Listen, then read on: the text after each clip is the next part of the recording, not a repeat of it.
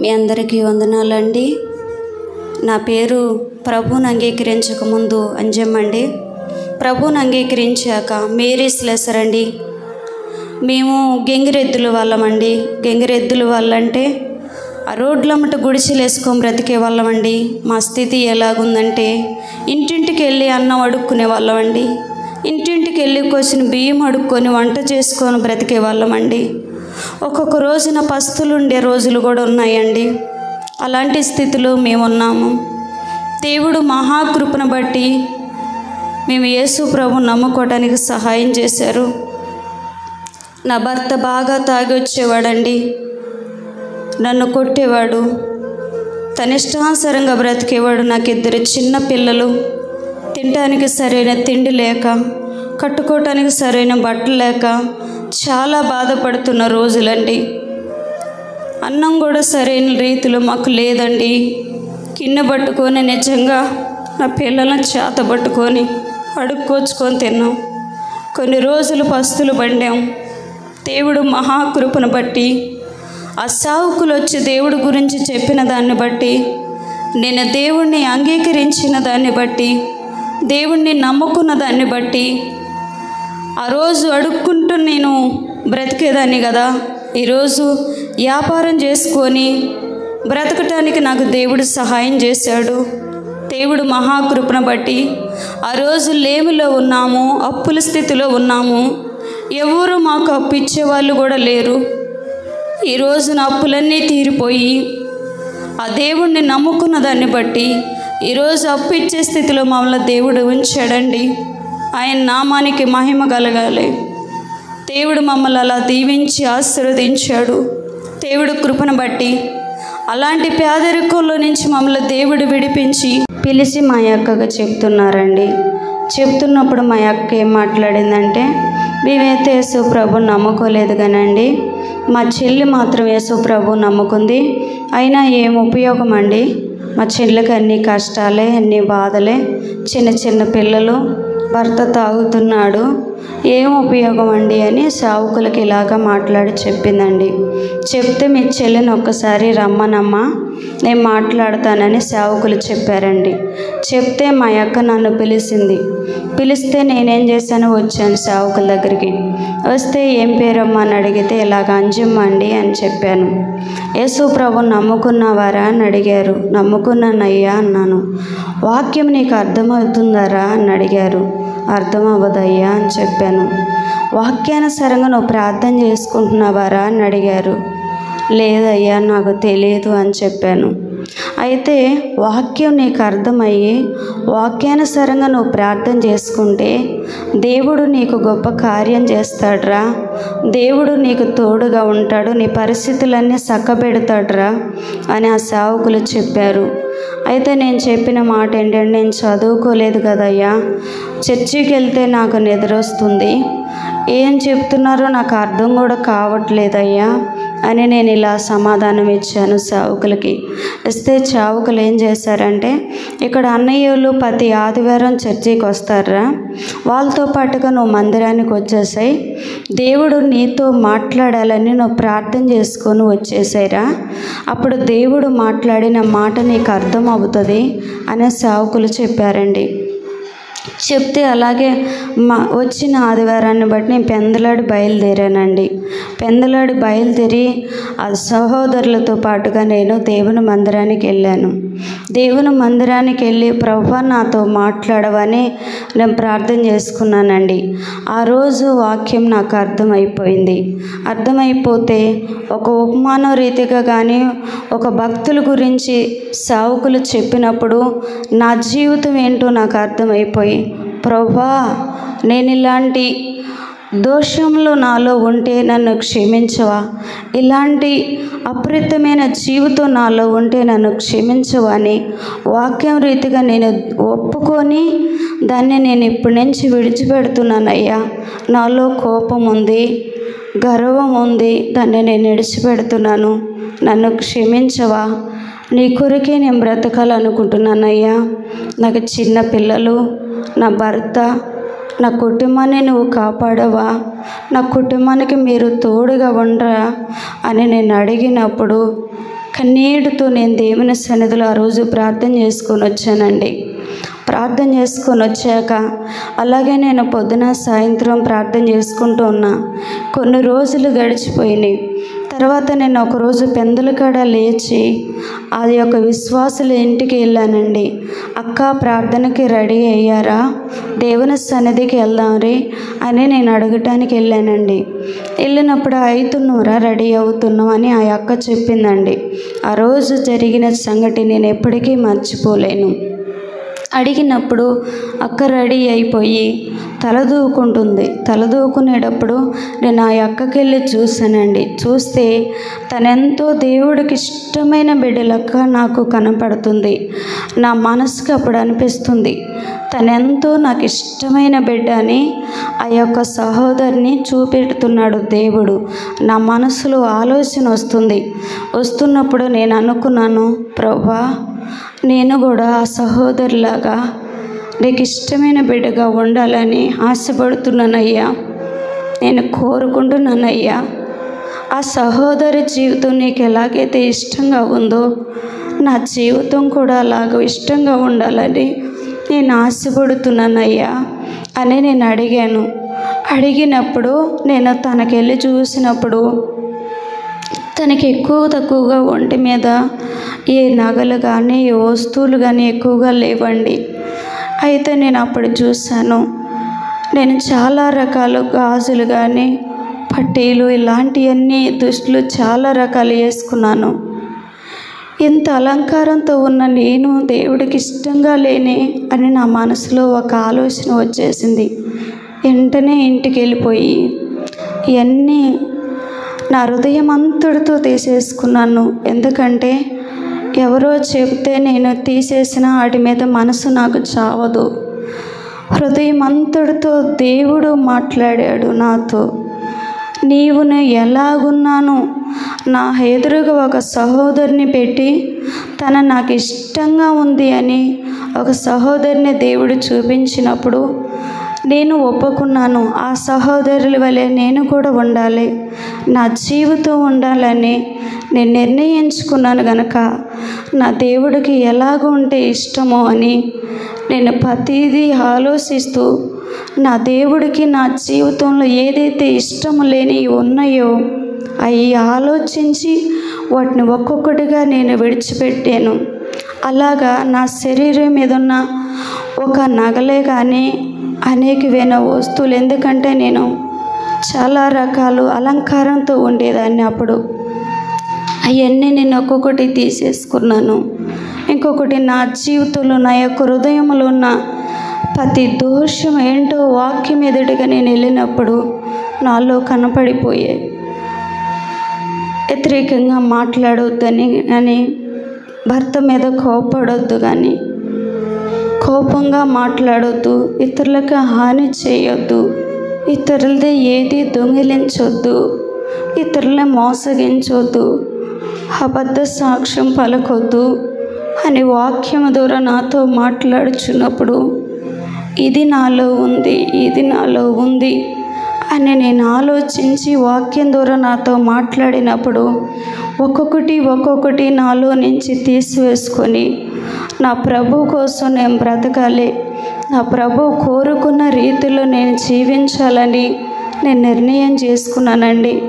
ఎందుకంటే యేసు ప్రభు నమ్ముకున్నాననే కానీ ఆయనకి ఇష్టమైన బిడ్డగా నేను ఉండకపోతే నా జీవితానికి ఉపయోగం ఉంటుందా? నా దేవుడు కోరుకునే జీవితం నాలో ఉండకపోతే నేను ఆయన బిడ్డనని చెప్పుకోగలుగుతానా? అట్టి అర్హత నాలో లేకపోతే నా జీవితం ఏమైపోతుంది అని నేను ఆలోచించానండి. ఆలోచించి ఆ రోజు వరకు నేను దేవుడు పాదాలు పట్టుకొని ఎన్నో రాత్రులు ఉపవాసం ఉండి ఆయన సన్నిధిలో ప్రార్థన చేసుకునేదాన్ని. అప్పుడు కూడా నా భర్త చాలాసార్లు కొట్టాడు, చాలాసార్లు అవమానపరిచాడు. అయినా నేను దూషించలేకపోయాను. ఇదివరకు నా భర్త కొడితే చాలా కోపం వచ్చేసేది, చాలా తిట్లు తిట్టేదని. కొట్టడం చేత కాదు కదా, ఆడపిల్లనని తను కొడితే నేను తిట్టేదాన్ని. ఈరోజు యేసు ప్రభు నా హృదయంలోకి అంగీకరించుకున్నాక తన కొట్టినా కానీ మౌనంగా ఉండిపోయి కాసేపు ఏడ్చి బాధపడి దేవుని స్తుతించుకుంటూ ఉండేదాన్ని. అలాగా ఉన్న స్థితిలో ఒకరోజు మా అమ్మ నాన్న ఫోన్ చేశారండి. ఫోన్ చేసి అప్పుడు మా అమ్మ నాన్న కూడా విగ్రహారాధకులు. ఒక విగ్రహారాధనకి వాళ్ళు అలా పెట్టుకుంటున్నారు, దేవుళ్ళకు కొలుసుకుంటున్నారు. కొలుసుకునేటప్పుడు నన్ను పిలిచారు. నేను చిన్న కూతురును గనక పిలిస్తే నేనేం చేశానంటే, నాకు అంతగా తెలియదు భక్తి గురించి. అప్పుడు నేను సావుకులకి ఫోన్ చేసి అడిగాను, అయ్యా మా అమ్మ నాన్న ఇలా రమ్మంటున్నారు, ఒక మొక్కుబడి చేసుకుని ఒక దేవుడికి పెట్టుకుంటున్నారంట, ఇలా రమ్మని అడిగారయ్యా అని చెప్పాను సావుకులకి. చెబితే సావుకులు ఏం చేశారంటే, అలా వెళ్ళకూడదురా, మనం యేసు ప్రభుని ఒక్కసారి అంగీకరించాక మళ్ళీ ఆ యొక్క మనసు మనలోకి రాకూడదు, ఆ యొక్క విగ్రహారాధన వైపు మనం వెళ్ళకూడదురా అని సావుకులు చెప్పారు. సావుకులు చెప్పినప్పుడు నేను వెంటనే సావుకుల మాటకు లోపడి, అమ్మా నేను రానమ్మా అని నేను చెప్పాను. చెబితే మా అమ్మ నాన్న చాలా బాధపడిపోతున్నారు. అయితే వాళ్ళు కొద్ది రోజుల తర్వాత, ఒక 10 రోజుల తర్వాత ఈ యొక్క కార్యక్రమం చేసుకుంటారు కదా. అయితే ముందుగా ఒకసారి మందలిచ్చేద్దామని వెళ్ళానండి అమ్మ నాన్న ఇంటికి.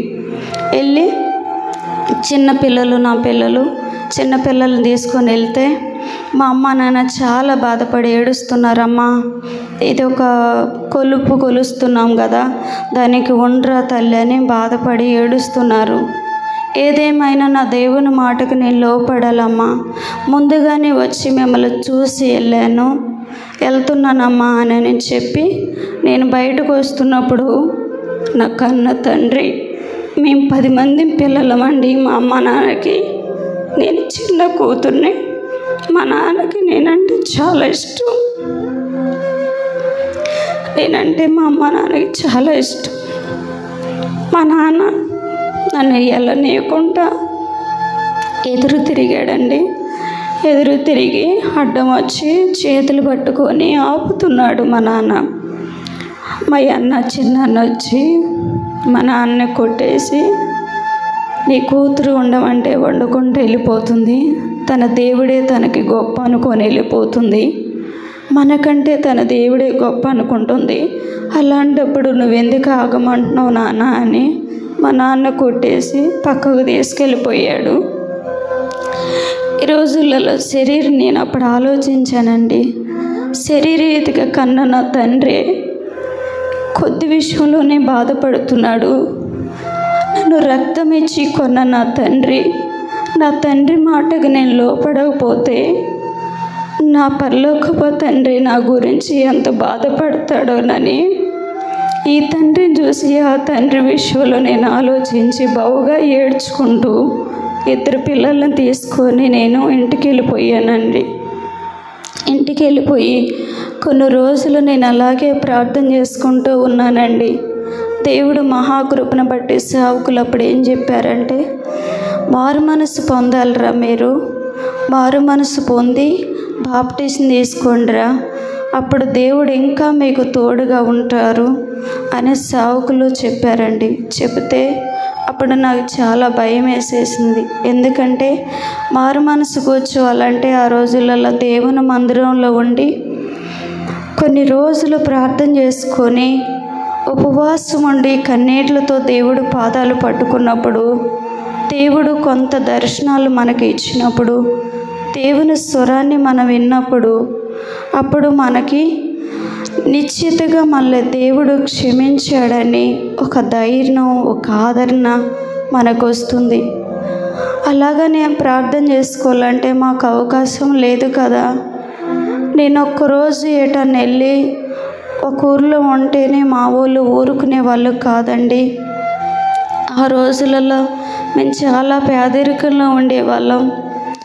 మమ్మల్ని చాలా కోపగించుకొని తిట్టేవాళ్ళండి.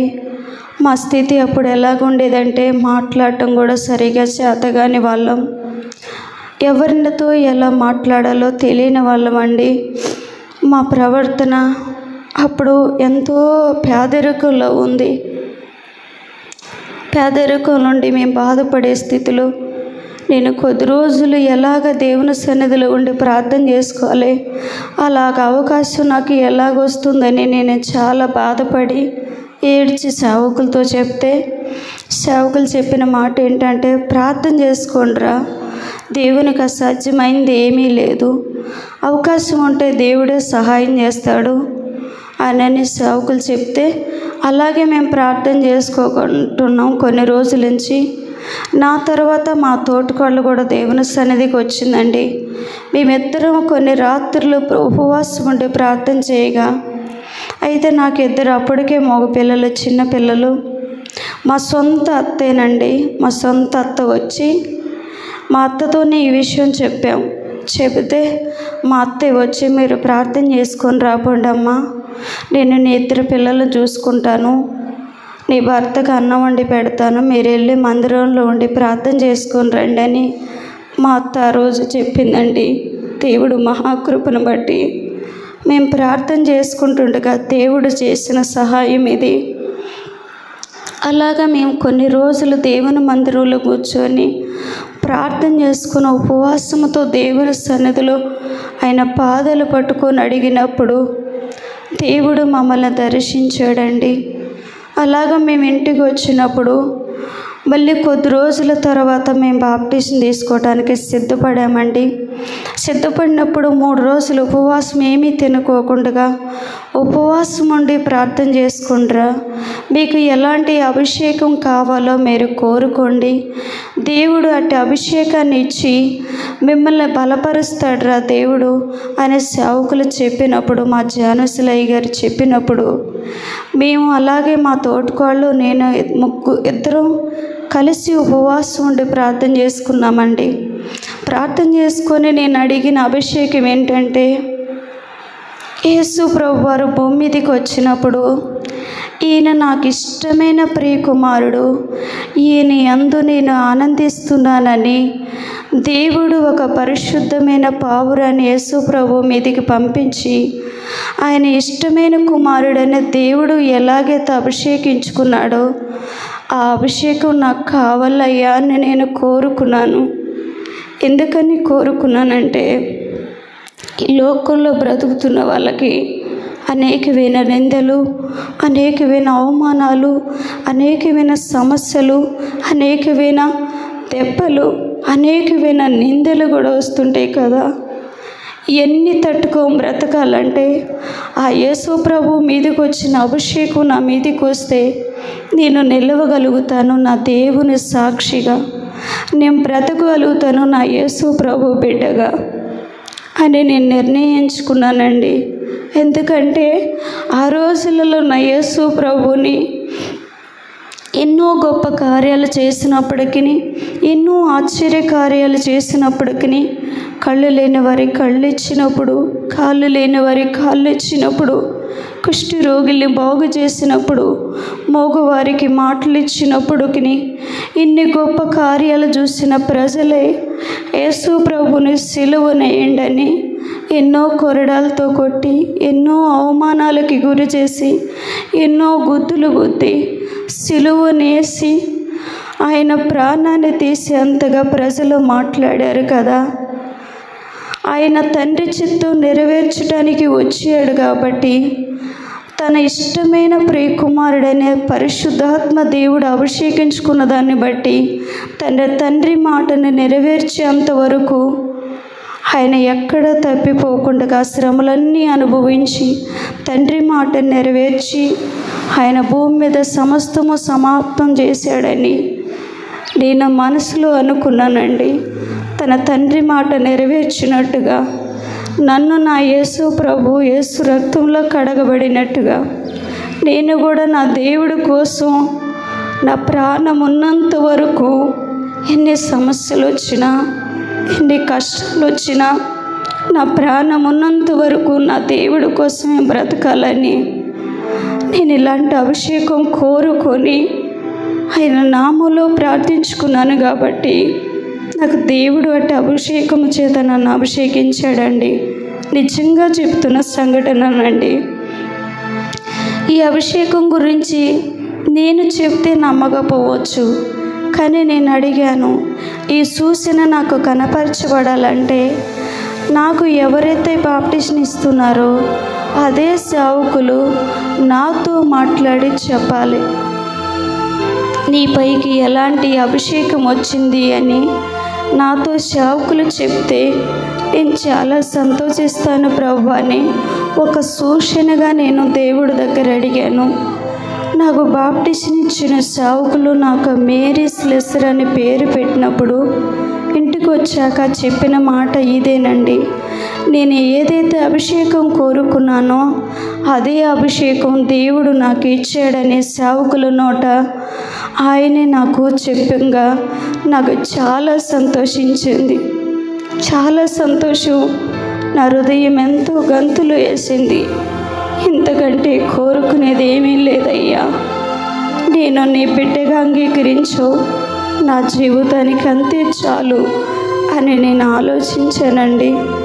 కొద్ది రోజుల తర్వాత నేను పిల్లలు ఎంత పోయి పెద్ద పిల్లోడు హాస్టల్లో ఉంటున్నాడు.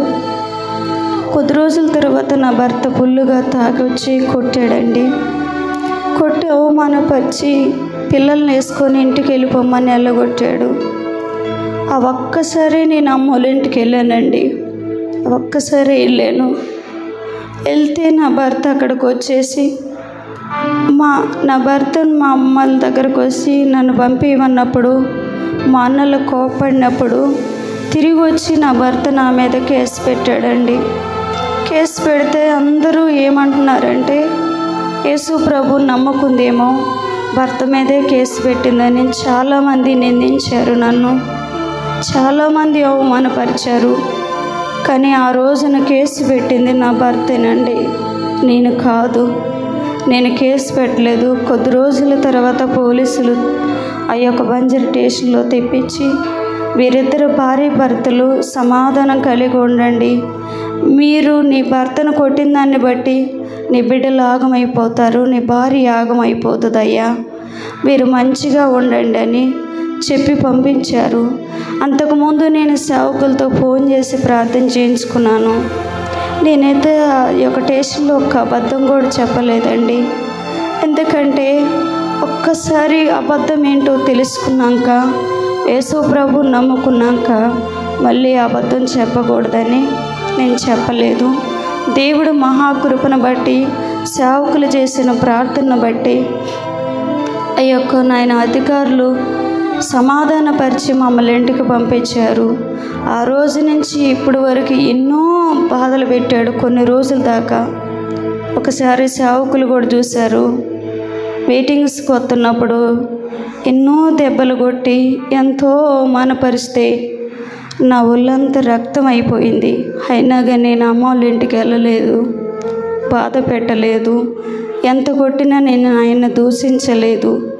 నా దేవుడు ఉన్నాడు, నా భర్తను మార్చుకుంటాడు, నా దేవుడు ఉన్నాడు, నన్ను కాపాడుతాడు, నా దేవుడే ఉన్నాడు, నా బిడ్డలను కాపాడుతాడని నేను ఎదురు చూశాను. ఆయన పాదాలు పట్టుకొని ఎదురు చూసినప్పుడు కొన్ని రోజుల తర్వాత దేవుడు మహాకృపను బట్టి అలాగా మేము కొద్ది రోజులకి ఇంటికి వచ్చాక నేను కొద్ది రోజులు పనికి వెళ్ళానండి. అంతకుముందు అడుక్కోవడానికి వెళ్ళేదాన్ని, భిక్షం అడుక్కోవటానికి వెళ్ళేటప్పుడు నాకు చాలా బాధేసింది. దేవుడు మహాకృపను బట్టి కాళ్ళు చేతులు అన్నీ తిన్నగా ఉన్నాయి కదా. ఊళ్ళోకి అడుక్కోవటానికి వెళ్తే ఎంతోమంది ఎన్నో మాటలు అనేవాళ్ళు, కాళ్ళు చేతులు ఉన్నాయి, పని చేసుకొని బ్రతకొచ్చు కదా, ఎందుకు ఇలాగ అడుక్కుంటున్నారని ఎంతోమంది ఎగతాళి చేసేవారు. అయినా కానీ నేను చాలా బాధపడిపోయేదాన్ని. ఎందుకంటే మా స్థితి ఇలాంటిది, మా వాళ్ళు ఊరుకోరు కదా. మేము అడుక్కోవటానికి వెళ్తే ఏం చేయాలో ప్రభువా, నేను నమ్ముకున్న బిడ్డలు ఒకళ్ళ దగ్గరికి వెళ్ళి చేసాపటం నువ్వు చూడలేవు కదా, మా స్థితిని మార్చే దేవుడు నీవే కదా, మీరే సహాయం చేయండి అని నేను ప్రార్థన చేశాను. దేవుడు మహాకృపను బట్టి కొద్ది రోజుల తర్వాత నేను చిక్కెంటుకలు ఈ బోర్లు అమ్ముకునేదాన్నండి. అమ్ముకుంటూ అలాగ ఊరు తిరిగేదాన్ని. అంతకుముందైతే ఇలాగే నేను దేవుని ఊళ్ళోకి అడుక్కోవటానికి వెళ్ళినప్పుడు కొంచెం పత్తి పనికి వెళ్ళేదాన్నండి. పత్తి పనికి వెళ్ళి నేను పని చేసుకొని తీసుకొచ్చుకున్న డబ్బులు అలాగే దాచి ఉంచానండి.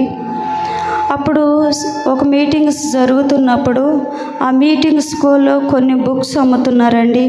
ఆ ఏం బుక్స్ అంటే నరకం పిక్నిక్ గురించి, పరలోకం పిక్నిక్ గురించి, కొంతమంది భక్తుల చరిత్రల గురించి అమ్ముతున్నారు.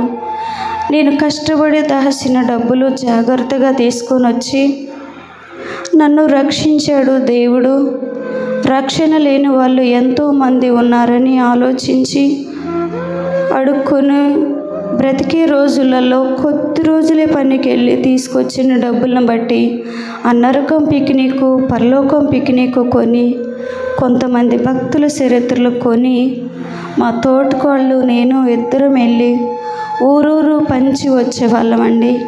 ఇది నరకం పిక్నిక్, పరలోకం పిక్నిక్ అమ్మ, ఇది చదువుకోండి అని చెప్పేవాళ్ళం.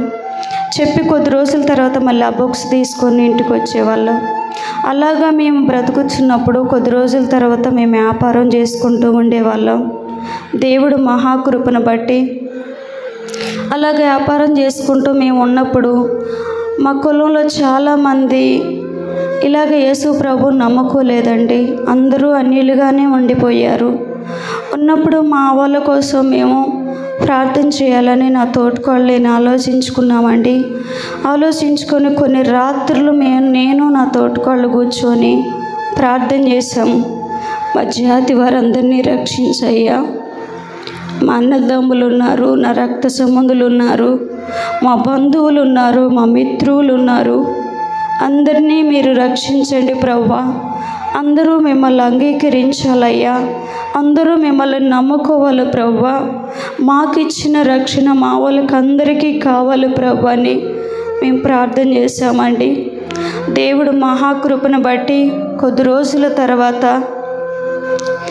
దేవుడు కృపను బట్టి మా క్యాస్ట్ అంతా, మా బంధువులే కానీ నా రక్త సంబంధులే కానీ మానుకుంటేనే వాళ్ళందరూ యేసు ప్రభుని అంగీకరించారండి. అంగీకరించి మా ఊర్లో, ఇక్కడ మా ఊళ్ళో ఎక్కడైతే ఉన్నారో ఆ ఊర్లో ప్రతి ఊర్లో మందిరాలు కట్టుకున్నారండి. మా ఊర్లోనైతే ఓన్లీ మా ఊళ్ళ వరకే 2 సంఘాలు ఏర్పరచుకున్నారు. దేవుడు మహాకృపను బట్టి, ఆయన కృపను బట్టి మా వాళ్ళందరినీ రక్షించాడు. మా గ్రామం రక్షించబడింది దేవుడు కృపను బట్టి. అలాగా కొద్ది రోజులు ఉన్నాక మేము ఇలాగ నా భర్త కోసం నేను ప్రార్థన చేసుకుంటూ ఉండేదాన్నండి. నా భర్త తాగుడు మానలేదు. 3 లక్షల రూపాయలు అప్పు అయిపోయింది. చిన్న పిల్లలు అయిపోయారు. ఎలాగా ప్రభా నా కుటుంబాన్ని కట్టవా అని కొన్ని రాత్రులు నేను కూర్చొని ప్రార్థన చేసేదాన్ని. నా భర్త అప్పటికీ ఫుల్లుగా తాగి వచ్చేది. ఇంకోటి ఏంటంటే, నేను ప్రార్థనకి ఎటన్నా వెళ్ళి వస్తే వండిన అన్నం కూర తినేసి ఉన్న అన్నం కూర కుక్కలుగా పెడితే కొన్ని రాత్రులు మేము అన్నం తినలేదండి. నిజంగా చెప్తున్న సంఘటన. నాకు వదినారు అవుతుంది ఒక ఆమె, మాకు వదిని మా బంధువులామా, ఆమెకు తెలుసండి ఈ విషయం. ఆ తోటకోళ్ళు నేను కొన్ని రాత్రులు ఉపవాసం పడుకున్నామండి.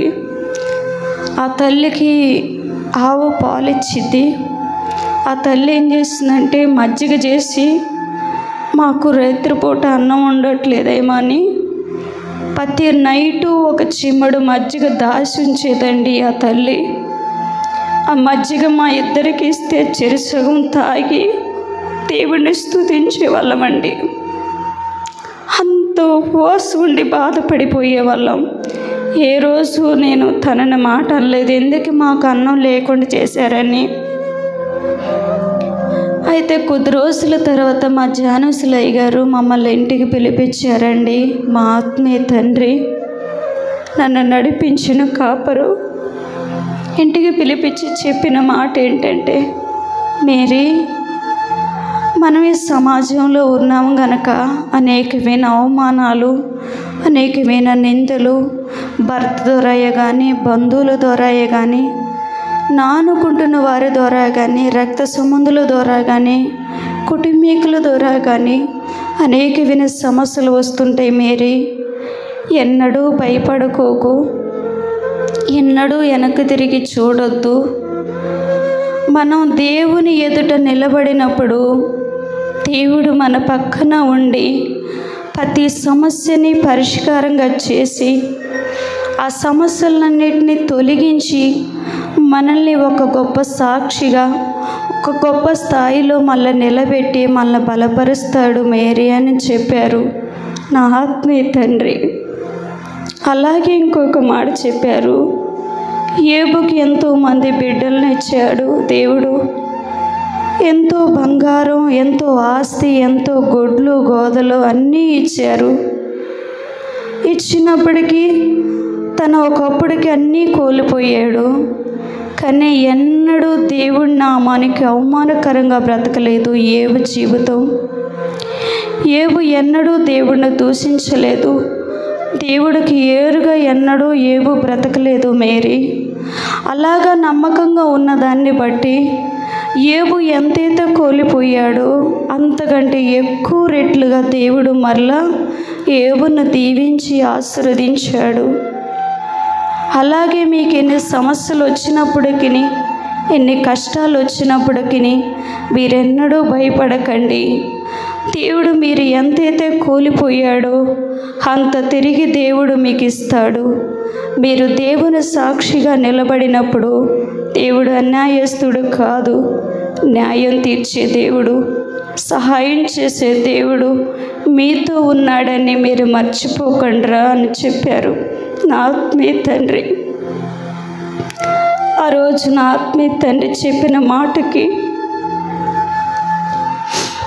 నేను లోపడ్డాను గనుకనే ఎన్ని దెబ్బలైనా భరించాను, ఎన్ని నిందలు భరించాను, ఎన్ని అవమానాలు ఎదుర్కొన్నాను, ఎంతమంది నన్ను హేళన చేశారో నిజంగా చెప్తున్నానండి. ఈరోజు నా ప్రభువుని అంగీకరించిన దాన్ని బట్టి నేను చాలా సంతోషిస్తున్నాను. ఎన్ని అవమానాలైనా, ఎన్ని నిందలైనా నేను సంతోషంగా అనుభవిస్తానని నేను ఆనందంగా ఉన్నాను. మనసుల మాటలలో నేను ఎక్కడ కృంగిపోలేదు. సృష్టికర్త అయిన దేవుడు నాకు తోడుగా ఉన్నాడని ధైర్యంగా ఉన్నాను. అలాగ కొద్ది రోజులు నేను ప్రార్థన చేసుకున్నాను. ఇలాగ సేవకులు బలపరిచిన దాన్ని బట్టి వాక్యానుసారంగా ప్రార్థన చేసుకుంటూ ఉన్నప్పుడు దేవుడు మహాకృపను బట్టి ఒకరోజు నేను 3 రోజులు ఉపవాసం ఉండి ప్రార్థన చేస్తున్నాను నా భర్త కోసం. ఆ రోజు నైట్ దేవుని సన్నిధికి వెళ్ళి ప్రార్థన చేసుకొని ఇంటికి వచ్చాను. నా భర్త నా దగ్గరికి వచ్చి చెప్పిన మాట ఏంటంటే, ఇక ఎన్నడూ తాగనమ్మా.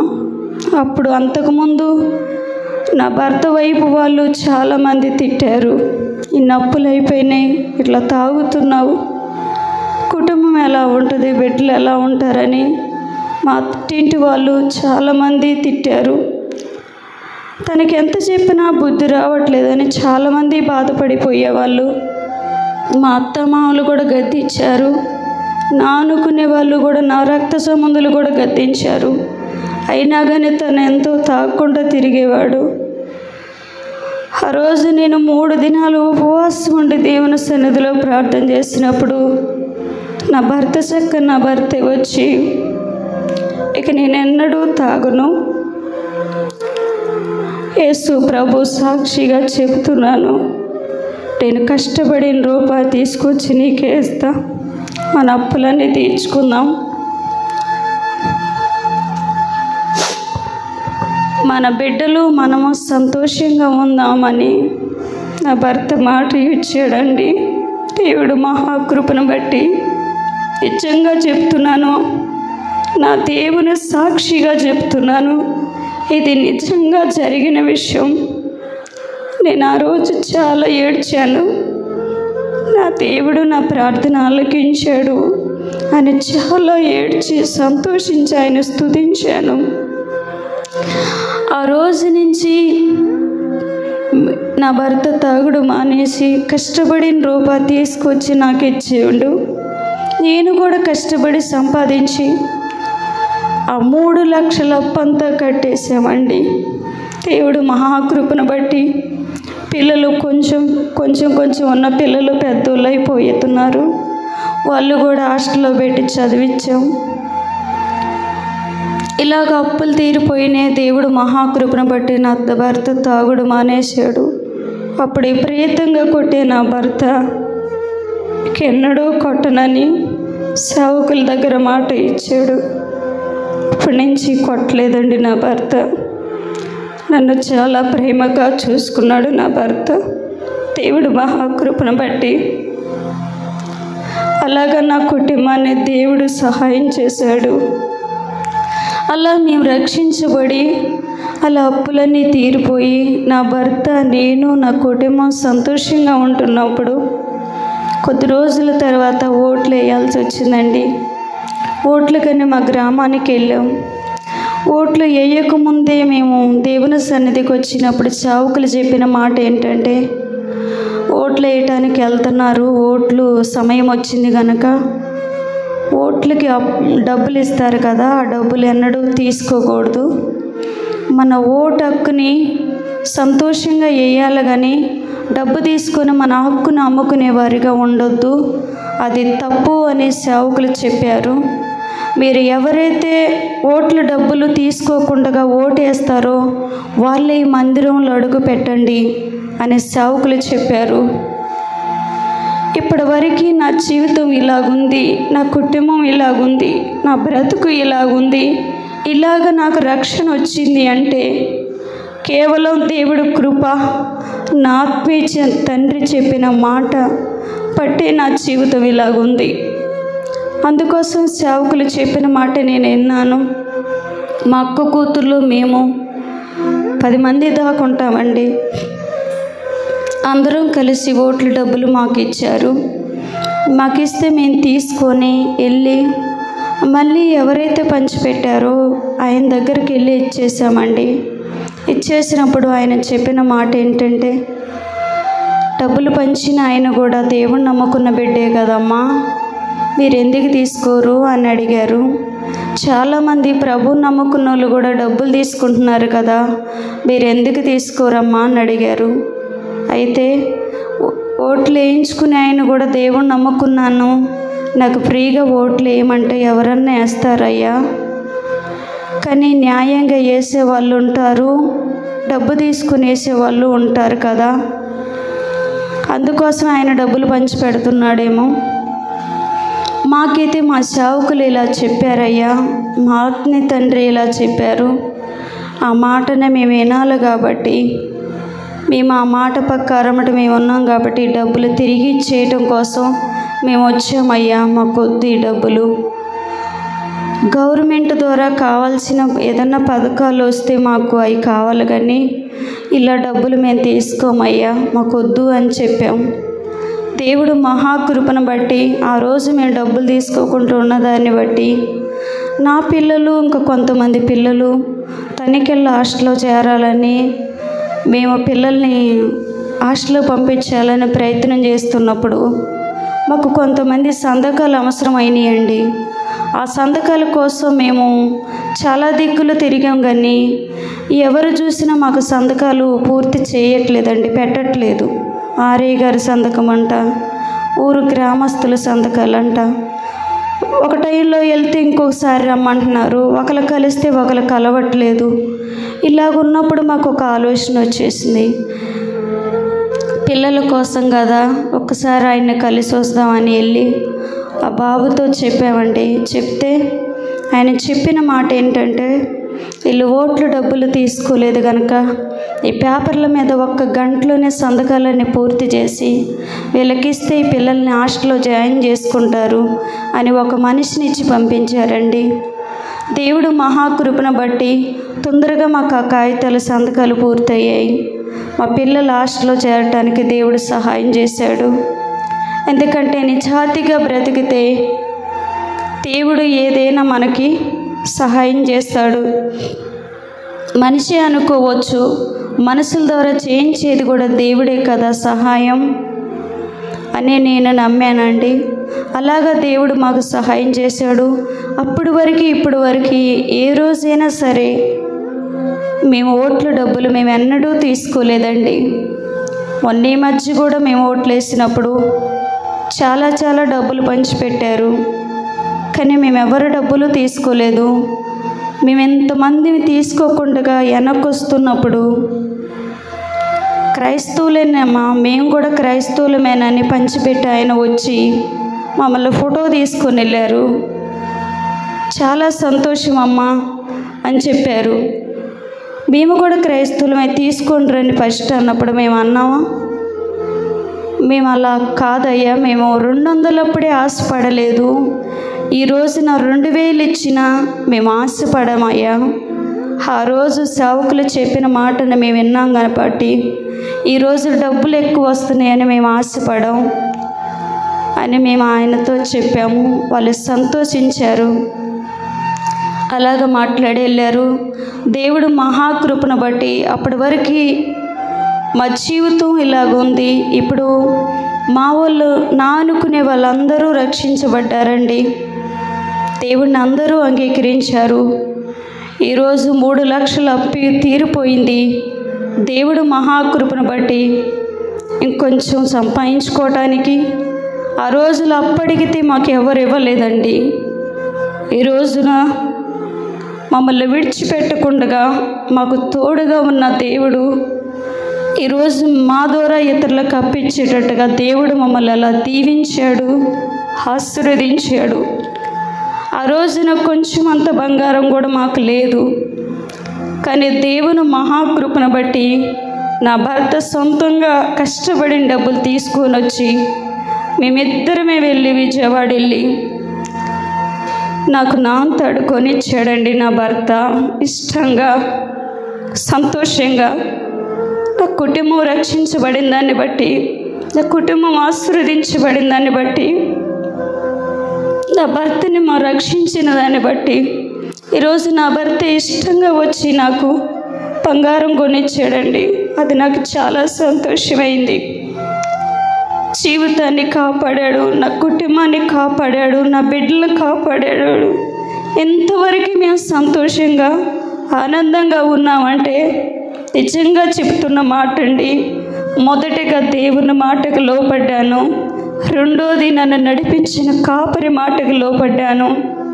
నిజంగా చెబుతున్న మాట, మన జీవితంలో ఈ 2 గనక ఉంటే దేన్నైనా మనం చేయగలుగుతామండి. మన జీవితం బాగుంటుంది, మన కుటుంబం బాగుంటుంది. ఒకసారి నేను వేరే చోట మీటింగ్స్ పెడితే వెళ్ళానండి. వెళితే అక్కడ ఒక సేవకులు ఒక మాట చెప్పారు. ఏమనంటే, మీరు దేవుని మాటకు లోపడుతున్నారా? దేవుడు మిమ్మల్ని చూసి సంతోషిస్తున్నాడా? రెండోది, మిమ్మల్ని నడిపించిన కాపరు మిమ్మల్ని బట్టి సంతోషిస్తున్నారా? ఒక్కసారి ప్రశ్న వేసుకోమని సేవకులు చెప్పారు. ఆ మీటింగ్స్లో చెప్పినప్పుడు ఇది నాలో ఒక ప్రశ్నగా తిరుగుతుంది. నిజంగా ప్రభువా, నన్ను చూసి నువ్వు సంతోషిస్తున్నావయ్యా? నన్ను చూసి నన్ను నడిపించిన కాపరి సంతోషిస్తున్నాడా అని నా మధ్యలో ఒక ప్రశ్న తిరుగులాడుతున్నప్పుడు కొద్ది రోజులు నేను ప్రార్థన చేసుకొని, ఈరోజు సేవకులు కారు వేసుకొని ఈ యొక్క ప్రాంతానికి వస్తే నేను ఈ మాట అడగాలయ్యా, నీవు నన్ను చూసి సంతోషిస్తున్నావంటే నేను నీకు ఇష్టంగా ఉన్నానని తెలవటం కోసం ఈరోజు సేవకులు రావాలయ్యా అని నేను మిరపకాయలు తొడాలు తీసుకుంటూ ప్రార్థన చేసుకున్నాను. అంతలోపే కొంచెం ఫోన్ వచ్చేసింది. సేవకులు ఏమన్నారు, మేరీ నేను ఇటు పోయి వస్తున్నారా, నువ్వు రోడ్డుకు వచ్చేసి నేను కారు వేసుకొని వస్తున్నానని అమ్మగారు అయ్యగారు వచ్చేసారండి. నాకు చాలా సంతోషం అనింది. నన్ను చూసి నా దేవుడు సంతోషిస్తే చాలు, నన్ను చూసి నా కాపరి సంతోషిస్తే చాలు అని నేను అనుకున్నాను. ఈ మాట నేను నా సేవకులను అడిగాను, నా ఆత్మీయ తండ్రిని అడిగాను. అయ్యా, నేను రక్షించబడిన కానించి నా జీవితాన్ని, నా బ్రతుకుని చూస్తున్న తండ్రి కదయ్యా, నా పట్ల మీరు బాధపడ్డారా? నా పట్ల మీరు సంతోషంగా ఉంటున్నారయ్యా? ఇది ఒక సేవకులు ప్రశ్నగా వేశారు అని నేను అడిగినప్పుడు నా ఆత్మీయ తండ్రి సంతోషంగా నవ్వి, నేను హ్యాపీగా సంతోషిస్తున్నారా అని చెప్పారు. నాకు చాలా ఆనందం వేసింది, చాలా సంతోషం వేసింది. మన ఎదుటి వాళ్ళు కానీ పక్కన వాళ్ళు కానీ ఏదో అనుకోవచ్చు, వాళ్ళందరి కోసం కాదు కానీ దేవుడు కోసం మనం బ్రతకాలి. మనల్ని నడిపించిన కాపరి కోసం మనం మాట ఈని నడుచుకోవాలి. ఈ రెండు గనక మన జీవితంలో నెరవేరిస్తే మనకు అంతకంటే సంతోషం వేరే ఒకటి ఉండదండి. ఇప్పటి వరకు నా కుటుంబాన్ని, నా బిడ్డలకి, నా భర్తకి తోడుగా దేవుడు ఉన్నందుకు వందనాలు, స్తోత్రాలు చెల్లిస్తున్నాం. నన్ను నడిపించిన కాపరికి వందనాలు, స్తోత్రం దేవుడికి. ఈ చిన్న సాక్ష్యం మీరు ఈని దీవించబడాలని, ఆ దేవుడి కొరకు బ్రతకాలని మనసారా నేను దేవుని నామంలో కోరుకుంటున్నాను. ఆమేన్.